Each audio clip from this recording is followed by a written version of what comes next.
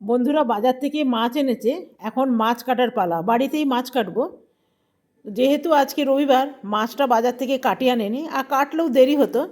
আর আমার চাকুগুলো দেখেছেন, ধার খুব একটা নেই, তাও কাটার চেষ্টা করছি। তো মাথাটা অনেক কষ্টে কেটে ফেললাম, সেটা ক্যামেরার থেকে সরে গেছে বলে ভালো করে দেখাতে পারলাম না। তো বেশ অনেকবার চাকুটা চালাবার পর দেখুন পিসগুলো কিন্তু মন্দ হয়নি, ভালোই হয়েছে।